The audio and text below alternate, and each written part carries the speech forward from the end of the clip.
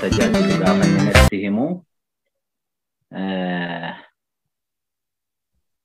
karaa deemaan ture. Karaa deemaa gurra tokkoon utuun silkii kee dhaggeeffadhu gurra tokkoon immoo Waaqayyo sagaleen dubbadhu kana natti dubbata ture. Ameen. Hallelujah. Sagalee kana Yesuus bara baraan eebbifamu. Ameen. Lallabees hin beeku, qayyabadhees hin beeku. Waaqayyo ergiin bilbila kee cufee booddee garuu konkolaataa sana keessatti baay'ee na guuta ture. Ergaadha. Wanti olii immoo yeroo hundumaa nama fayyisaa, lubbuu namaa, foon namaa, hafuura namaa, biyya namaa fayyisaa. Sagalee Waaqayyoo waa'ee sagantaa har'aatiif immoo gurra dubbii har'aa dhaga'u sagantaa kana hordofuuf Waaqayyo sagalee inni natti dubbate kananii isinitti dubbadhaa. Mata dureen isaa akkas jedha. Har'a maaliif nyaara guurtanii jedha. Har'a maaliif nyaara guurtanii? Akkuma kanatti sagalee Waaqayyoo irratti barreeffamaa jira. Mata duree lallabichaa gaafa ta'u wanti Waaqayyo kallattiidhaan natti dubbate immoo nyaara saba kootiin ibsaa, fuula saba kootiin ibsaa, fuula keessa jetteetti naaf dubbattaa jedhe.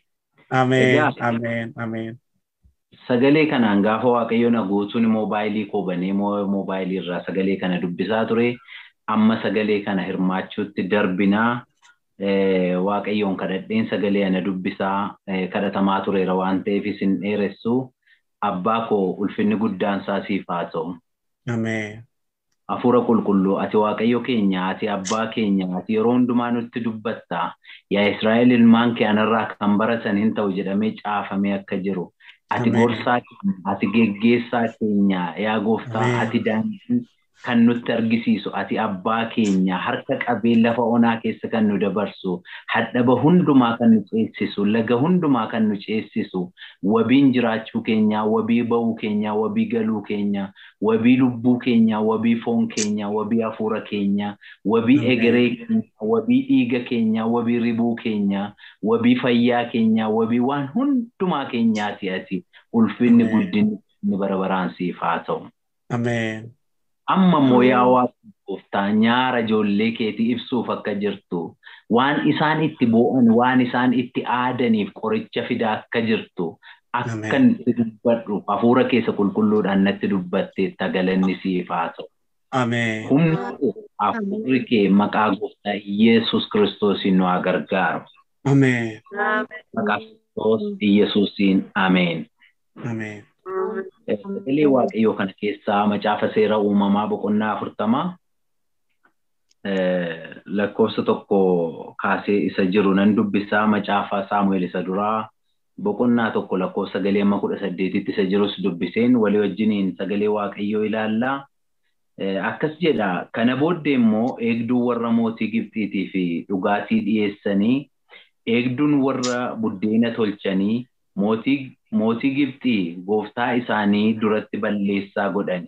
Mootiin Gibxii yemmus hojjetoota isaa warra gurguddoota kana lammanitti hin dheekkame. Inni mana hidhaa iddoo Yoosefitti hidhamee eegamaa jiru keessatti akka isaan eeguu fi ajajjuu eegdotaa mana hidhaatti isaan kenne. Ajajjuun eegdotaa mana hidhaatti sunis Yoosefitti adaraa isaan kenne. Innis isaaniif hin ergame. Isaanis takka achitti hin eegamani. Gaaf tokko halkan eegduun warra mootii Gibxiif dhugaatii dhiyeessanii, eegduun warra buddeena tolchaniis abjuu abjootanii. Abjuun isaan lammanuu mana hidhaa keessa utuu jiranii mataatti abjootan kuni hiikaa adda addaa qaba ture. Yoosef ganama isaan bira dhufee, ilaa dhaggeeffadhaas. Yoosef ganama isaan bira dhufee yeroo isaan ilaaletti, Yoosef ganama dhufee lakkoofsa 6 irra jiru. Yoosef ganama dhufee yeroo isaan ilaaletti fuula badanii isaan arge. Fuula badanii isaan arge. Inni kana irratti hojjetoota mootii Gibxii warra gurguddoota isaa wajjin mana gooftaa isaatti eegamaa jiraniin, har'a maaliif nyaara guurtanii? Har'a maaliif nyaara guurtanii jedhee isaan gaafate.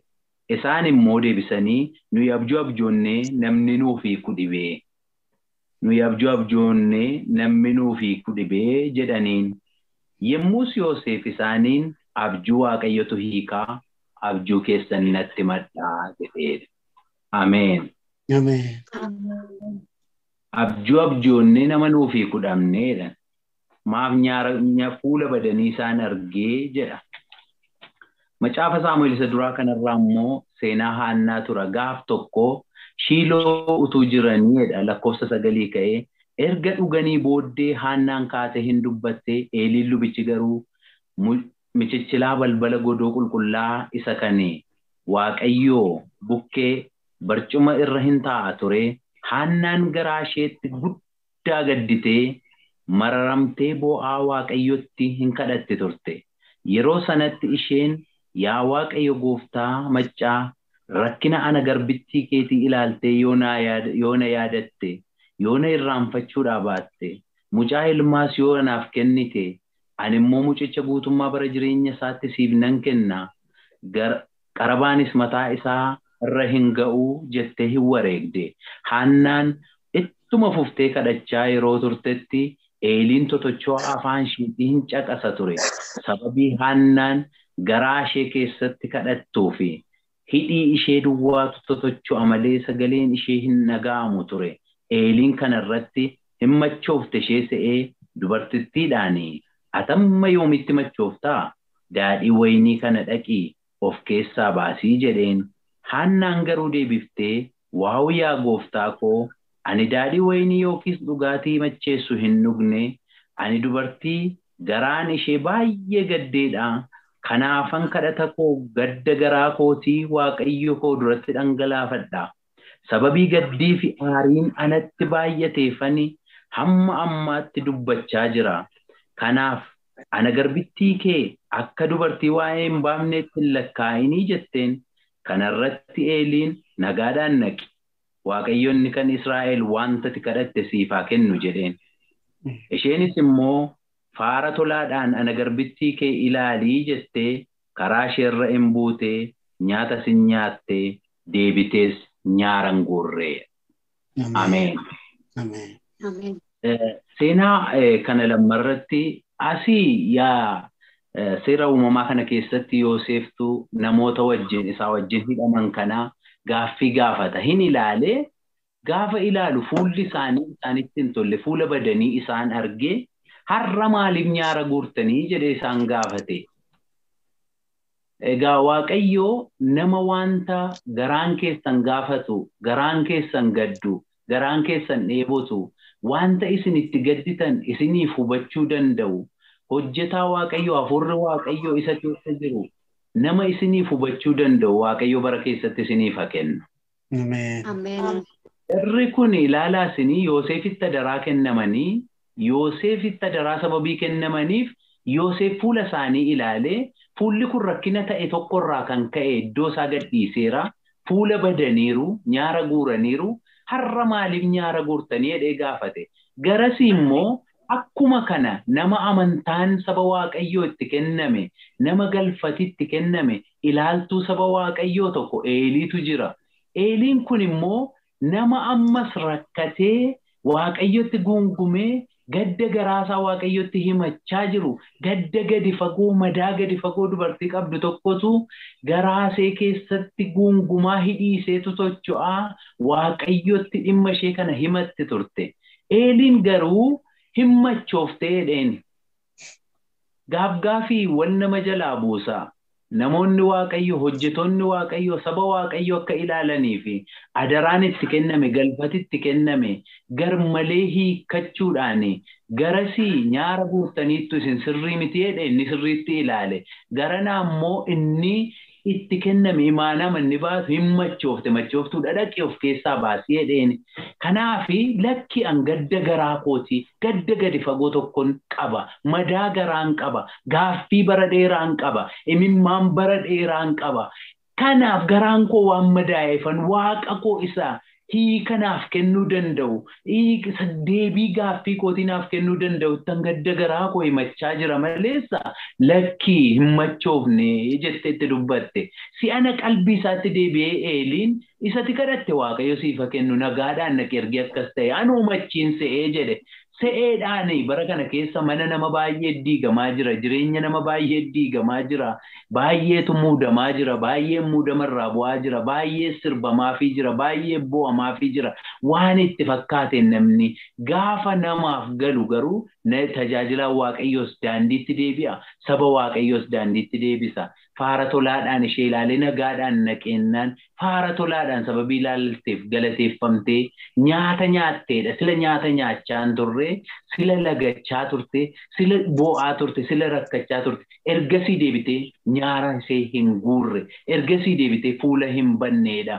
waaqayyo gooftaan maccaa ijoollee waaqayyo saba waaqayyo waan isinitti himaa bara nyaara guuruu bara fuula baduu bara imimmaan lolaasuu bara gadduu bara aadaa adeemuu nurraa kaasuudhaaf waaqayyo balbala isaa akkateera. Ameen. Ameen. Ergaadha dhaamsa. Guyyaan ga'aa jira barri dhufaa jira. Dhufaa jira barri.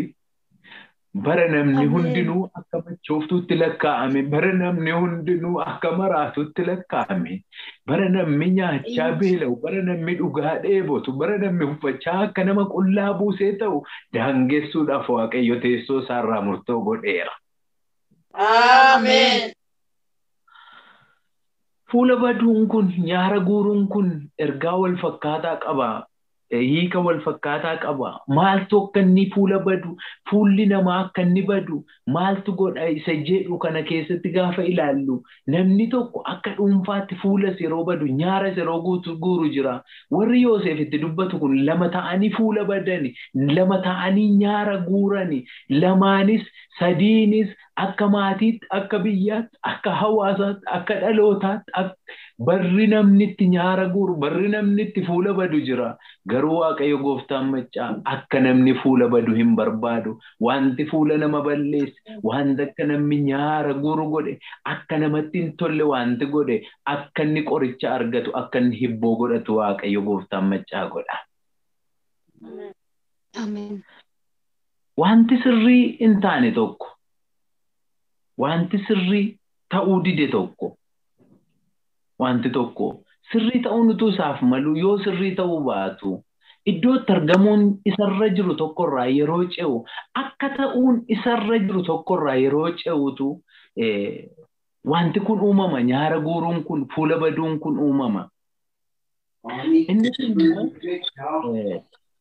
amala waaqayyooti waaqayyo ofii isaatii amala akkasii qaba waan tokko akka kaa'etti gaafa arguu dhabu waaqayyo waan tokko akka eegetti gaafa arguu dhabu waaqayyo ofii isaatii nyaara guura sagalee waaqayyoorraa macaafa faarsaa 34 lakkoofsa 12 hamma 16tti gaafa dubbifattani Daawit garbichi waaqayyo faarsaa isaa keessatti akkas jedha biyya kee keessatti nagaadhaan jiraadhu waan qajeelaa hojjedhu arraba kee sobatti eegi hamaarraa fagaadhu waan gaarii hojjedhu bara dheeraa jiraachuu yoo barbaadde isa kana godhi iji waaqayyoo yeroo hundumaa gara warra qajeelotaa ilaalaa jedha. Waa ilaaluu barbaada waaqayyo wanti tokko iddoo inni kaa'e akka inni kaa'etti akka jiraatu barbaada waan ta'eef iddoo biraatti immoo waaqayyo waaqarraa gara lafa kanaachii gad ilaala qajeelota nan argadhaa laata yaada qajeelaa ilaalcha qajeelaa isa hankootii warra qaban nan argadhaa jedhee achii gad ilaalaa jedha asitti Daawit waaqayyo warra garaa qajeelaa hin ilaala jedhee ergi dubbatee booddee warra jalloota garuu seenaa isaanii lafarraa balleessuudhaaf nyaaratti guura'edha. Ofii isaatii Daawit faarsaa 39 lakkoofsa 13 irratti bara lafarra jiraadhu kun utuu hin raawwatin utuu hin sassaabamin fuulli koo akka ifutti nyaara guuruu dhiisii al tokko fuula ifaadhaan na ilaali jedhee waaqayyoon kadhata. Nyaara natti hin guurineedhaan waaqayyoodhaan. Nyaara guuruun kuni wanti tokko iddoo isaati qajeelummaan dhabame jallinni yeroo lafa guutu wanti qajeelaan hojjetamuun dhidee yeroo inni wanti jal'aan lafa guutu wanti tokko iddoo isaa taa'u jedhee iddoo isaati yeroo dhabamu namnis nyaara guura waaqayyos nyaara guura Kanarraa kan ka'e nyaara guuruun kun hin uumama. Ilaa ceephoon jireenya namaa yeroo qabatu nyaara nama guursisa. Jireenya namaa wanta godhe waan qajeelaa hojjechuuf inni uumamne kuni deebi'ee waan hamaa tokko keessatti gaafa kufu akkatti nu yaannu isa Waaqayyo barbaade yaaduu dhiifne akka biraarra gaafa yaannu jireenyi keenya hafuurri keenya jiru nu ceepha'ee akka nu nyaara guurru akka nu fuulanifne nu godha. Macaafa Isaayyaas irraa cubbamoonni yeroo hundumaa nagaan qabaniidha.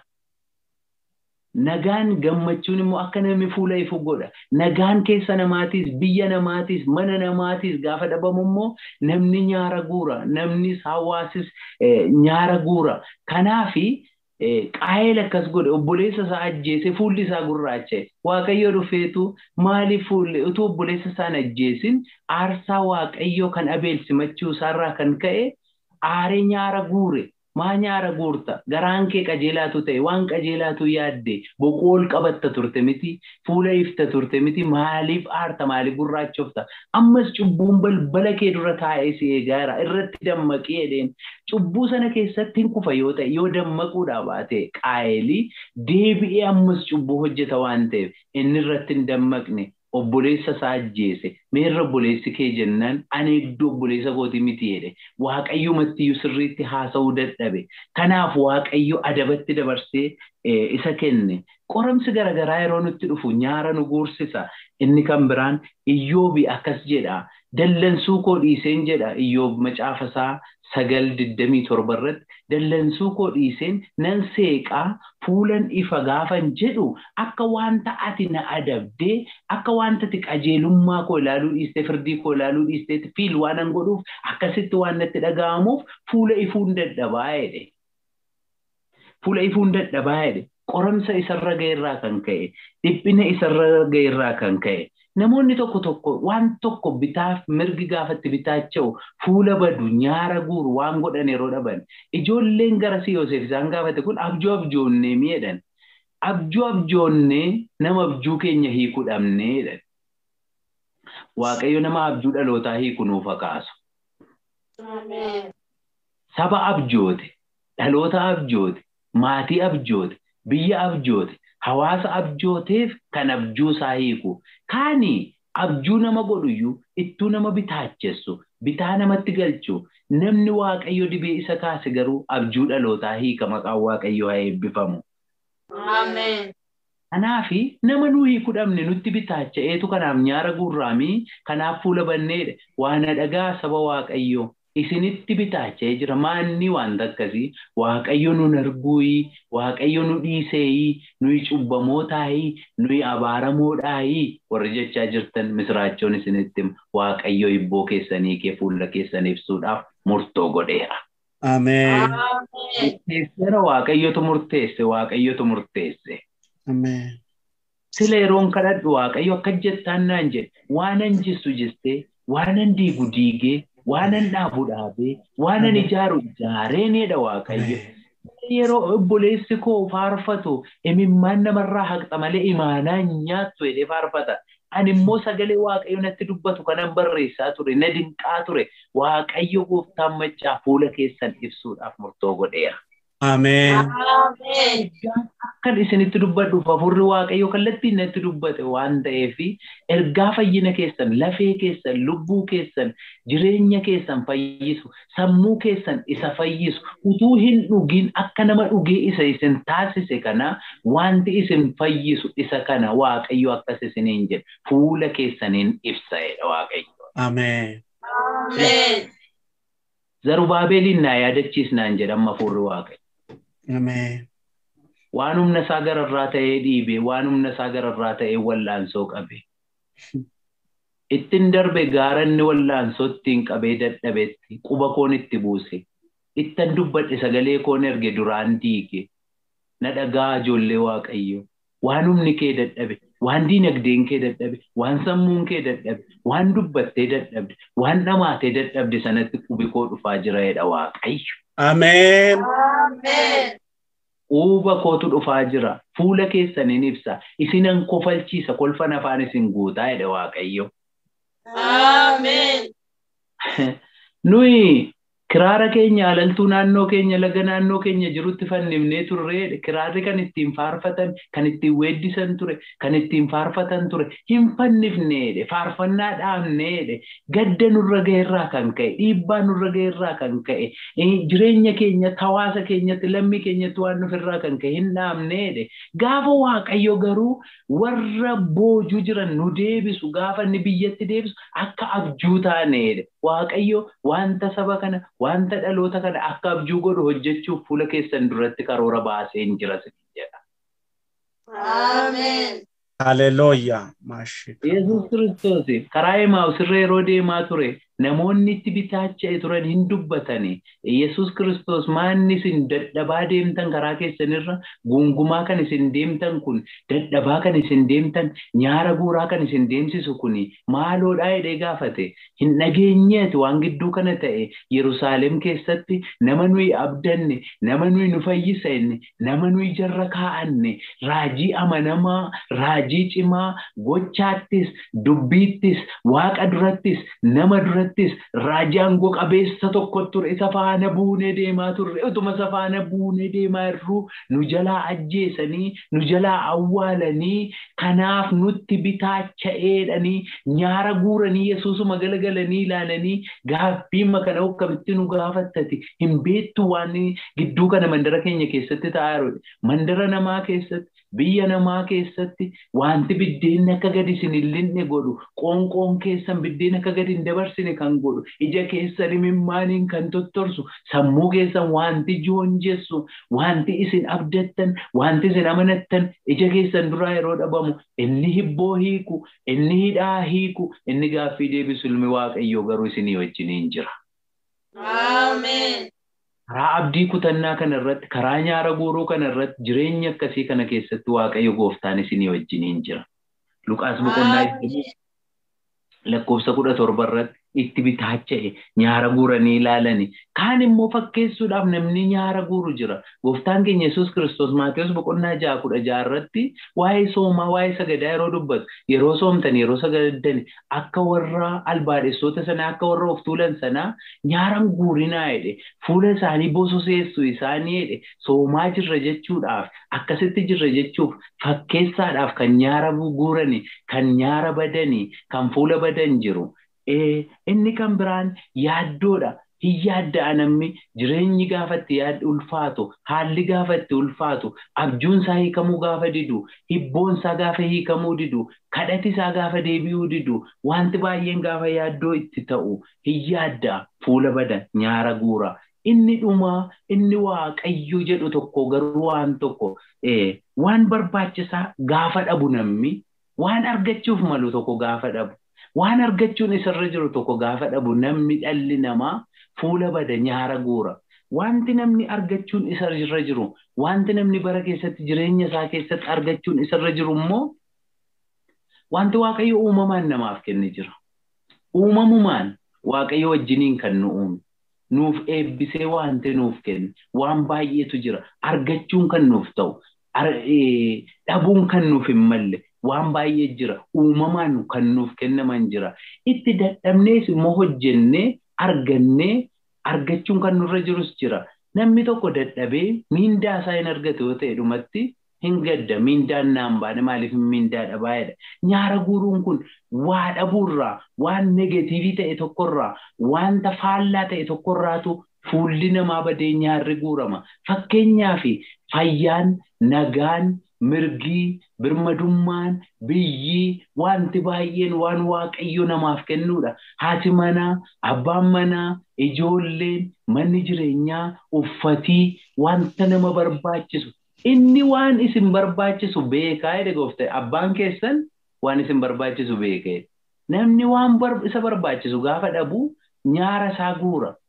fuula bada uumamaanis haa ta'u dadhabnees haa ta'u waan argannu tokko gaafa argachuun nurra jiru tokko gaafa dhabnu nyaara guuruutti nu geessa fuula baduutti nu geessa boquu cabsuutti nu geessa nama jaallannu tokko gaafa dhabnu namni gaafa fayyaa dhabu hin dhukkubsata fayyaa sababii dhabeef nyaara guura maal ta'e fuulli kee jettu miti nama nyaara guuraa dhufu mataa tokko na dhukkuba yookiin garaacha tokko na dhukkuba namni sun fayyaa dhabe jireenya isaa sababii dhabee fi waan argachuun isaaf ta'u sababii dhabeef nyaara guura kanaaf fuula bada si'a baay'ee waaqayyo na adeemsisa naan ka'i karaa akkasii deemi lafa akkasii deemi naan jedha gaafan deemu yookiin maatii jireenyi isaanii bade waan isaaniif malu dhabanii kan nyaara guuran tokko manuma tokkotti nageessa karaan irra deemeen hin beekne biyya naqee hin beekne biyya akkasii dhaqinaan jedha ergaa akkasiitiin waaqayyo bara dheeraan tajaajila keessatti barootaan tajaajila keessatti ergaa baay'ee ergaa akkasiitiin maayinatti ba'a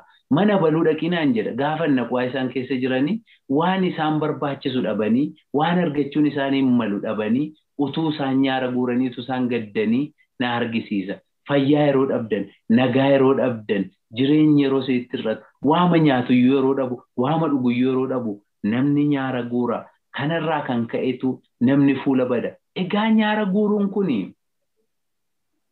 dirree namatti tolu keessa jiraataniif namni nyaara guuruun niisu biyya hambaa jiraataniif yookiin DC keessa Atlantaa keessa yookiin Norween yookiin Austraaliyaa keessa biyya alaa biyya jireenyi faasiliteet ta'e sababii jiraataniif wanti nyaara na guursisu biyya kana keessa hin jiru jireenya koo keessa hin jiru jechuun dandeessani sababiis immoo daga sana goda sana keessa baadiyaa keessa yookiin sababii jiraatuuf namni nyaara guura jennees immoo kana haasa'uu hin dandeenyu biyya hambaa keessas mana mootummaa keessas aangoos qabaatanii namoonni nyaara guuran waan isaan barbaachisu dhabanii kan nyaara guuran jiru fakkeenyaaf ijoolleen Yoosef itti dubbatu kun mana hidhaa keessa jiru kaleessa mana mootii keessa turanii har'a garuu mana hidhaa keessa jiru mana hidhaama sana keessatti abjootanii abjuun isaanii abjuu hiika dhabe jalaa ta'e kanaaf gaddan isaan duwwaa miti Museen mana mootii keessa taa'aa ture mana mootii keessa taa'aa jiru garuu wanti saba isaarra ga'u wanti lammii isaarra ga'aa jiru nyaara isa guursise itti toluu gadi ba'ee saba isaa akka saba isaatti jiraatu kana ilaalee jedha Isxifaanos gaafa hiiku ilaalee hin gadde ba'aan saba isaatti ulfaateera ba'aan lammii isaatti ulfaateera hin gaddeedha gaafa gaddu gara kan biraatti adeeme garuu ofii isaatii jireenya mijuu keessa jira mana mootummaa keessa jira gadi ba'ee gara akka hawaasisaa jiru gaafa ilaalu garuu garaan isaa hin gadde waaqayyo ija akka dhalootetti jiru akka lammiin keetti jiru akka biyyi keetti jiru akka qomoon keetti jiru ija ilaalu waaqayyo siif haa kenna. Ameen. Nehemiyaan garbichi waaqayyoos mana mootummaa keessa jira ture. Mana mootummaa keessa daadhiin buusan ture. Utuun daadhii buusaa jiru namoonni tokko biyya keenyaa dhufanii oduu biyya keenyaa biyya garbummaa keessaa mana mootummaa keessaa utuun daadhii buusaa jiru dhufanii natti himaniidha. Mana mootummaa keessa jira. Mootichaaf kan daadhii buusu isa. Mootichatti kan siqu isa. Guyyaa sagalee sana dhaga'e. Ilaalaa sila sinitti haasa'eera. Wanti tokko iddoo isaa yeroo gadhiisu akka ta'uun isaaf jiru yoo ta'uu dhiisu kana dhaga'uun kana arguun irraa kan ka'e wanti isin rifaasisu tokko nyaara isin guursisa. Hirrifate Nehemiyaan waa'ee saba isaatii dhaga'e, waa'ee dallaa Waaqayyoo dhaga'e, waa'ee diigamuu Yerusaalem dhaga'e, waa'ee diigamuu dallaa Waaqayyoo dhaga'e, waa'ee diigamuu biyya isaatii dhaga'e, hirrifate hin na'e. Wanti isin naasisaa jiru jira. Wanti isin rifaasisaa jiru jira. Waan gootan hamma dhabdanitti wanti isin isinitti bitaacha'aa jiru jira. Gaafa na'u guyyaa sana malee jedha Nahimaa boqonnaa 2 guyyaa sana maleedha. Takkaa mootii duratti fuula badee hin beekanidha. Guyyaa sana garuu wantan dhaga'e akka nyaara guuru akkam fuula baduu na godhe. Kanaaf mootichi har'a maal taate fuula baddeeti. Takkaas akkas fuula baddee hin beektu. Fuula baduun akkasii kun immoo dhukkuba sun qabdu nama fayyaalessaati. Dhukkuba hin qabdu fizikaalii dhukkuba qaama keetii hin qabdu. Wanta akkasii kun mootichi gadda garaa keessaa natti fakkaata.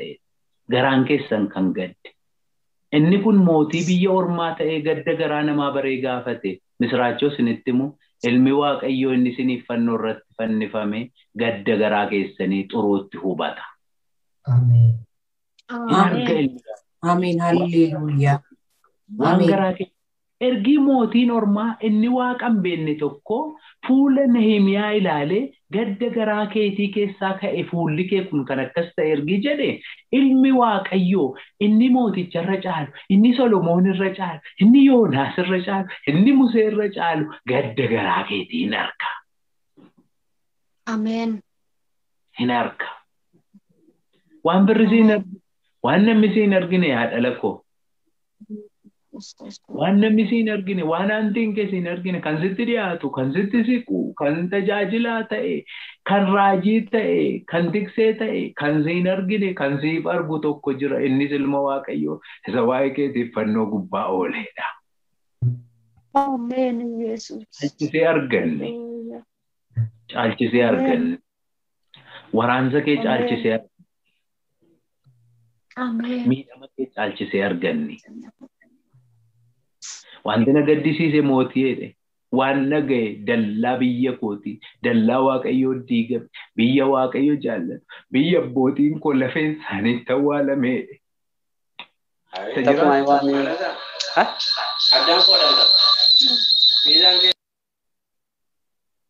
Isa har'a jiraatti ta'aa jiru miti. Isa ijaanarra mul'atu miti. Biyya lafeen abbootii kootii akaakayyuu kootiitti awwaalame sanatu na jalaa diigame. Hamma lafee akaakayyuu isaa hamma lafee abbootii isaati ulfina lafee sanyii isaatiitiif hamma hinaafutti nyaara guure. Amma maal si godhu maal barbaaddaa jedhe mootichi. Nama nyaara guuru kana nama waan godhu wallaaleetti bitaacha'e kanaafi namniyyuu maal godhu Yoosef maaliif nyaara guurtanii sinarraa jedhe. Mootichi Asteeriin akka jedhe maaluma akkan siif godhu barbaaddaa jedhe. Isa Yoosef gaafate caalaa isa mootichi Asteeriin gaafate caalaa isa mootiin inni kun Nehemiyaa gaafate caalaa mootiin waaqaaf lafaa inni waa'ee keetiif lubbuu isaa dabarsee kenne maal dhabdee akkati nyaara guurteef waaqayyo isa kana hin gaafata yeroo hundumaa. Dhiphinaan rakkinaan gaaddoodhaan gidiraadhaan wanti nyaara isin gursise waaqayyoon duratti yeroo hundumaa akka inni hiika godhatu waaqayyo gooftaan maccaa hin barbaada. Akka dhuunfaatti akka maatiitti akka biyyaatti wanti nyaara isin gursise wanti lafee keessan butuche wanti laphee keessan butuche waaqayyo biraa akka inni hiika argachuudhaaf jiru waaqayyotti dubbadhu naan jedheera har'a isinittiin dubbadhaa. Akka dhuunfaatti wanti isin gaddisiise wanti isinitti hir'ate yoo jiraate waaqayyo gooftaan maccaa isa kana deebisuudhaaf fuula keessan dura jira. Amen. Amen. Yesus bara baraan haa eebbifamu. Amen. Amen.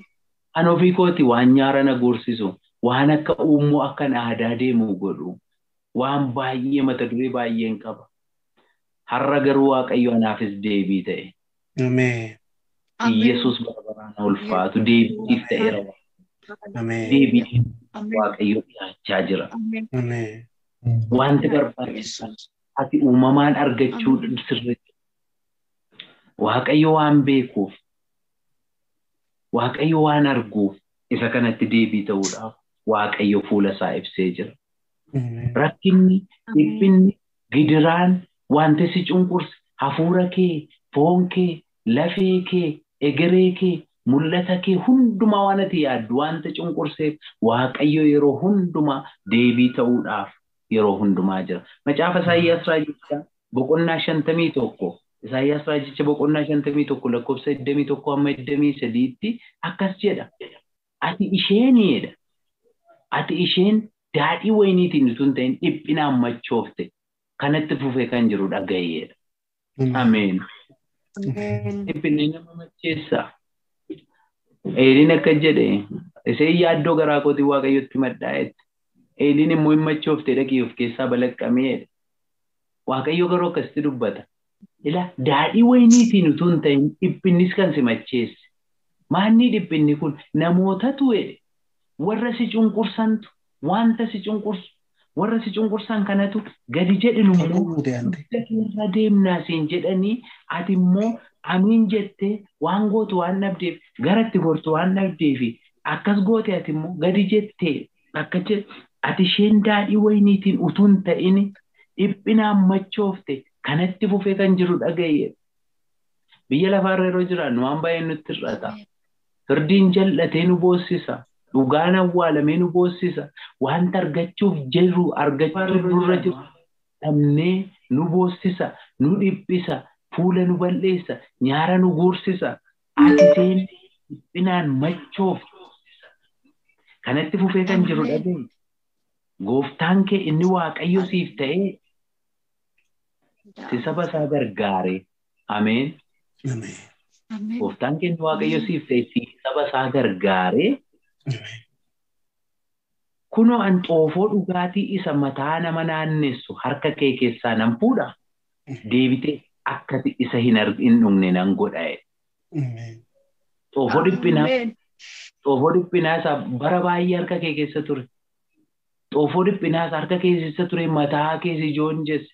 Akka nama dhugaatii wayinii dhugee isa si macheesse. Namni dhugaatiidha isa siin jedhe. Seexanni dhugaatiidha isa siin jedhe. Hubannaa kan hin qabne dhugaatiidha machiidha isa siin jedhe. Atiif Waaqni kee garuu kan garaan keessan duwwaa wal beeku. Waaqayyo firdiidhaaf dhufeera. Waan gaaffii sitti ta'e si dhiphise san harka kee keessaan fuudha xoofoo sana.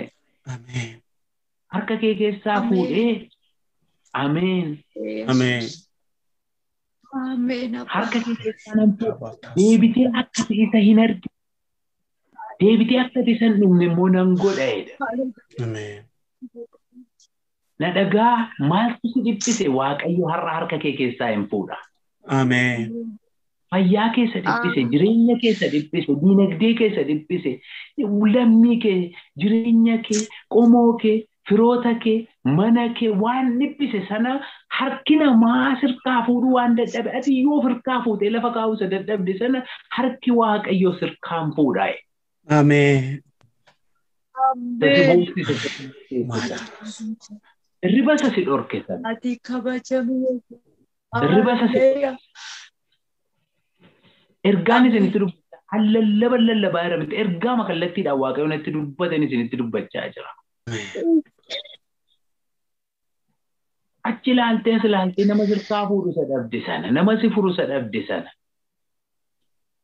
Saba kee boossee, biyya kee boossee, fira kee boossee, mana kee boossee, maatii kee boossee, ofii kee boossee gaaffii waan si barbaachisu si jalaa hir'isuu isaatiin isa si boossise sana anatu si jalaa fuudha jedha Waaqayyo. Ameen. Ameen Yesuus gooftaadhaati.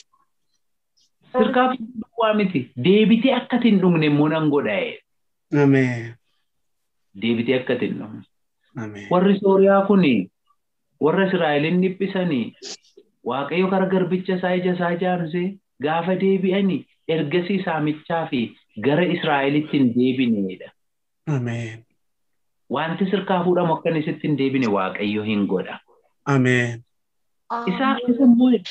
Isan sirkaa fuudhe kana immoo harka warra dhiphachuu keetiif sababa ta'anitti dabarsee kenna. Ameen. Bo'uu keetiif, rakkachuu keetiif, gadduu keetiif sababii isa ta'ettan dabarsee kenna. Isa sirkaa isasi harka warra si dhiphisanii fi warra si cunqursanii keessan kaa'edhe. Wanti kaleessa si cunqursaa ture, sammuu kee dhiphisaa ture, laphee kee dhiphisaa ture, harka Waaqayyoon sirkaa fuudhamee cunqurfamuu kee dhiphachuu keetiif warra sababa ta'anitti kennamuudhaaf jira. Ameen. Hallelujah. Ameen. Warra gadi jedhi nuyi sirra deemnaa jennaani ati immoo akka lafaatti akka karaa namni irra yaa'utti dugda kee irra akka deeman goote sanatti nan kennaa. Ameen. Humna si caalanii sammuu si caalanii waan hundumaan si caalanii gad jedhii sirra deemnaa jennaan fala sababii dhabdeef gadi jette akka nama lafarra deemuutti akka sirra deeman akka sirra yaa'an goote sana isaanittan kennee maqaan Waaqayyoo barbaraan eebbifamu. Kanaaf sagalee Waaqayyoo Macaafa faarfannaa 12 irratti lakkoofsa 5 irratti akkas jedha. Waaqayyo gooftaan immoo warri jara gadadamoo irratti humnaan ka'an waan jiranii fi warri waan barbaachisaa dhaban waan aadanii fi dhagaa Waaqayyo gooftaan immoo warri jara gadadamoo irratti humnaan ka'an waan jiraniif warri wanta barbaachisaa dhaban waan aadaniif waan barbaachisaa gaafa dhabu namni hin aada nyaara guura fuula bada hin bo'aa mitiire waan aadaniif jedhe Waaqayyo amma an ka'uudhaafan jedha. Ameen. Ameen. Ergaa guddaa Waaqayyo natti kenne isa kana. Ergaa guddaa Waaqayyo natti kenne. Waan barbaachisaa warri dhaban maal dhabdee ati dhala koo waan maaltu sitti hir'ate waan sitti hir'ate kanatu isatu si boosise miti isatu si dhiphise miti ilaamee waanaan jedha Waaqayyo nama irratti miti ana irratti iyyuu hunguungume sabi kun jedha. Ati nun beektu moo nuyi cubbuudhaan isa kaan caalle moo nu wallaalte moo siif hin saganne moo si waaqeffanne moo maqaa keenya si jalaa dhokate moo jallina hojjenne moo cubbuu dhokataa qabne moo naan jedhaniidha Waaqayyo.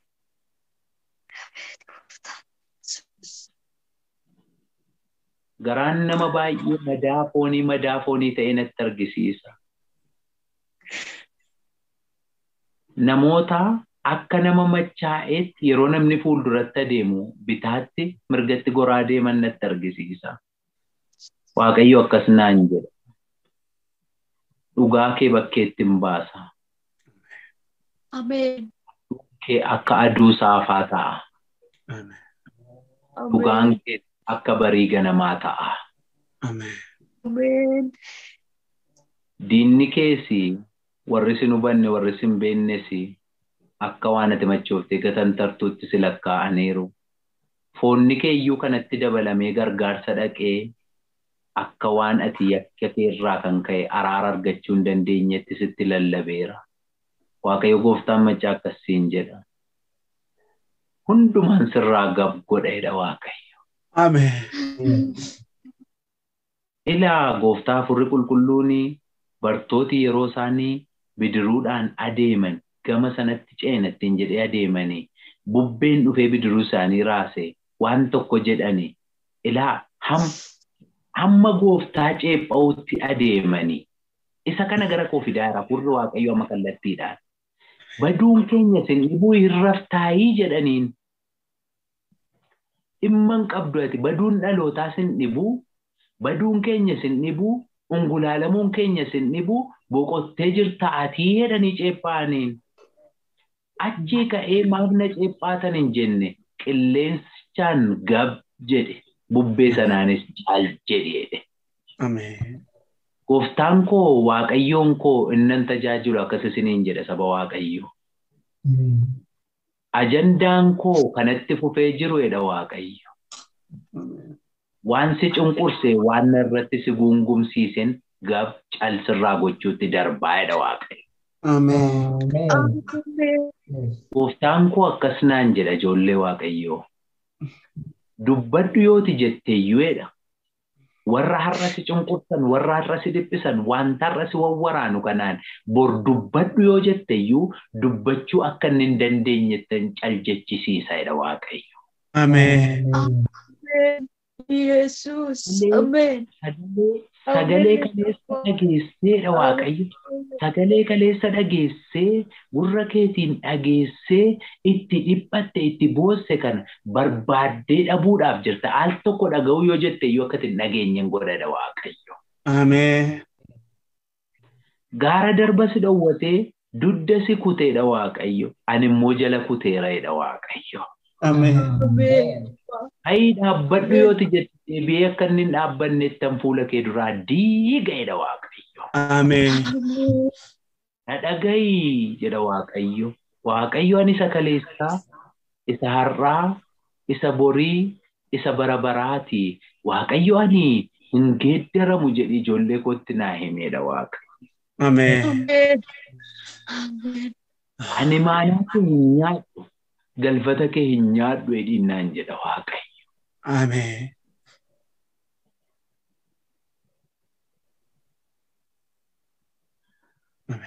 Akka bishaaniitti lafa kanarra waan lola'ee bishaanni kun lola'uu isaarraa kan ka'e biqilaan garagaraa biqilee daddaraaru na argisiisa. Bishaan kun maal jenna Waaqayyo imimmaan ijoollee koo bara dheeraatidhaan jedha Waaqayyo. Imimmaan kee dhin ijoollee kootiin hin biqila malee lola'ee na bu'edhinnaan jedha Waaqayyo. Amen, amen, amen, amen. Amen, ati kabajami Waaqayyo. Imimmaan kee dhinnaan jedha Waaqayyo. Gaddi garaa keetii. Gaddi garaa keetii. Cafi garaa keetii. Yaaddoon garaa keetii. Hin biqila dhala koo dhinnaan jedha Waaqayyo. Akka bokkaan arfaasaa roobee margi biqilutti utuu lafarraa biqilaan garagaraa biqiluun arga, utuu daraaruun arga, utuu urgaa'uun arga. Akka jedhinnaan jedha Waaqayyo. Dhiphina dabarsuuf hin jedha, gadda dabarsuuf hin jedha. Amen, amen, amen, amen. Ciniinnadhu hedhinnaan jedha. Ciniinnadhu yaa ijoollee koo ciniinnadhu bishaan darbe si fudhateen deemini ciniinnadhu. Amen. Dheeranaan jedha Waaqayyo. Cituu fedha Waaqayyo. Raawwachuu fedha Waaqayyo. Dhufaa jira jedha Waaqayyo. Balbalarra ga'eera jedha Waaqayyo. Amen. Kun dhugaadhaayii ammati jettutti hamma afaan kee keessaa dhibutti akka kaleessaa akka hin taanetti qabadheen dhabe akka hin jennetti argeen dhabe akka hin jennetti ija koo dura ture ija koo duraan dhabe akka hin jennetti dubbiin koo akka duumessa hammaaru ta'e akka hin jennetti dha Waaqayyo. Seenaa diigamuu hin dandeenye jireenya keef hojjedha. Seenaa baduu hin dandeenye jireenya keef hojjedha. Biyya kee nan yaadadha, saba kee nan yaadadha dha Waaqayyo. Mana kee nan yaadadha, maatii kee nan yaadadha, lafa kee nan yaadadha dha Waaqayyo. Akkasiin jedha Waaqayyo. Dhiigi jallinaan dhangala'e imimmaan kee imimmaan qajeelummaadhaan dhangala'een hin miicama araara koo wajjin walitti dabalameedha Waaqayyo. Ammas fuula kee nan barbaada. Ammas jilba kee nan barbaada. Ammas harka kee fuula koo duratti nan barbaada. Amanamummaa koo iddootti siif nan eega. Amanamummaa kee fuula koo duratti eeggadheedha Waaqayyo. Amen, amen. Araarri koof jedha Waaqayyo. Araarri koof imimmaan jedha Waaqayyo. Wanta ati dhabde akka argattu godhedha Waaqayyo. Dhala naaf kenni siifan kennaa itti hin boosse dhala argatte kana Waaqayyoof laatte Waaqayyo immoo dabarsee saba isaatiif laate.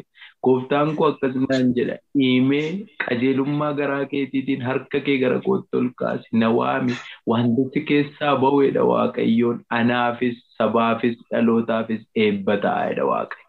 Amen. Amen. Amen. Amen Abbaa. Amen Abbaa. Imimmaan fuula nama hundumaarraa na naqa. Amen. Waan wal jala dabarsasiin jedha Waaqayyo. Amen. Waan wal jala Amen. hin faarfatte maannaan bara isheen faarfatte namni hin faarfanne akkasiin jedhu Waaqayyo. Warri sirban boo'uuf jiru warri boo'an gammaduuf jiru jedha Waaqayyo. Amen. Afaantu si luugamame afaan kee hiikamee afaan kee banamee hamma na faarfachuu dadhabdutti lapheen kee cabee nan arganii nan hinaafete jedha Waaqayyo. Amen. Hinaafeera argeera dha Waaqayyo. Amen. Imimmaan ija qajeelotaarraa na naqa. Fuula ijoollee kootii nan ibsaa. Amen. Deebiin imimmaan kootii kunooti, deebiin gaaffii kootii kunooti, barri gannaa darbe, barri dhiphinaa darbe, guyyaa faarfannaa ga'e jette. Isa giddii miti, hafuurri koo ol fuudhee yerootti si faarfachiisu. Mana kee keessaa sagaleen ilillee barritti dhaga'amu kunoo fuula kee dura jira, ciniinnadhu siin jedha Waaqayyo. Amen. Amen. Mudhiin keessan hidhatamaa haa ta'uudha Waaqayyo. Ameen. Amen. Jilbi keessan fuula koo duratti haa jabaatu. Ameen. Amen. Amanachuun keessan agabbatuudha Waaqayyo. Haala kanarra caalu yoo dhufeedha Waaqayyo. Wanti kanarra garaa sin cabsu yoo dhufe iyyuudha Waaqayyo. Ani isiniif nan amanamaadha Waaqayyo. Amen. Warri wanta barbaachisaa dhaban waan aadaniif amma ani ka'uudhaafan jedha. Gargaarsa isaan hawwanis akka argatan nan godhaafi jedhaadha. Ameen. Gargaarsa isaan hawwan akka argatan nan godha. Ameen. Maal hawwite gargaarsa kita kamiin kallattii kamiin gargaarsa hawwite Waaqayyo akka ta'e argattu nan godhaadha. Ameen. Amen. Amen. Fuula ijoollee kootii nan ibsa. Imimmaan irraa nan haqaadha Waaqayyo. Ameen. Amen. Galfata keessa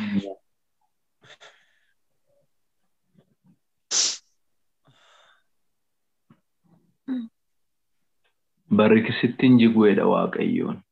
Ameen. Amen. Sirraan achi jissa malee sirratti hin jiguudha Waaqayyo. Amen. Gaara humna kee fixaa jirutti abboommiin koo ba'eera. Harki koo diriireera. Amen. Amen. Akkas jedhinnaan jedha Waaqayyo. Sagaleen kun sagalee foon keetii, sagalee hafuura kee, sagalee lubbuu keetii, sagalee waan hundumaa keetiiti jedhinnaan jedha Waaqayyo. Waan barbaachisaa waan ta'e dhabde. Nagaa dhabdeef, fayyaa dhabdeef, birmadummaa dhabdeef, mirga dhabdeef, haqa dhabdeef, dhugaa dhabdeef, bishaan dhabdeef, midhaan dhabdeef, deebii dhabde hundumaa fi ani Waaqayyo gooftaan deebii siif ta'een waan si barbaachisu gargaarsa ati hawwite siif godheen aannaa keessa ta'een garaan si ceefu fuula keenya. Ameen. Ulfinni siif haa ta'u. Galanni siif haa ta'u. Amen.